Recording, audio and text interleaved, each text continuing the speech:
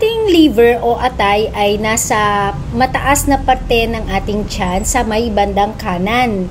Ito ay nag-e-extend middle part to the left part, ang maliit na bahagi ng atay. Ang ating atay ang pinakamalaking organ sa ating katawan. Ang function nito ay nag-filter ng mga dugo mula sa digestive system upang bumalik sa sirkulasyon ang dugo. Ito rin ang nag-detoxify ng mga toxins sa ating dugo. Nangyayari ang fatty liver kapag more than 10% na ang taba na nasa ating atay.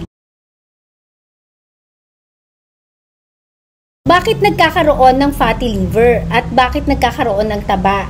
Ito ay dahil sa ating mga kinakain. Ito ay hindi na napaprocess na mga taba, kaya ito ay nananatili sa atay. At ang consequence ng pagkakaroon ng fatty liver, bukod sa nababalutan ng taba ang atay, ay pwedeng mamaga ang atay at magkaroon ng liver damage. Na later on, ito yung tinatawag na liver cirrhosis.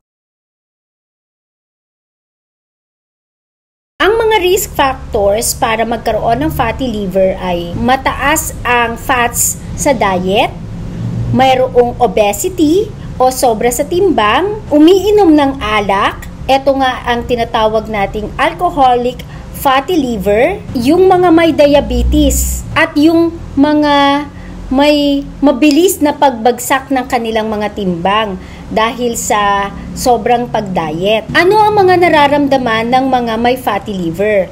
Sa simula, maaring wala silang mga simptomas. Ngunit kapag marami ng taba o fats ang na-store sa liver cells, ay nakakaramdam na sila ng bloatedness o parang palaging busog o hinahangin ng tiyan. Meron na rin silang nararamdamang pagsakit sa kanang bahagi ng tiyan. At minsan, pakiramdam nila ay namamaga na rin right upper part ng kanilang tiyan o yung sa parte ng liver. Ang fatty liver ay nagagamot din.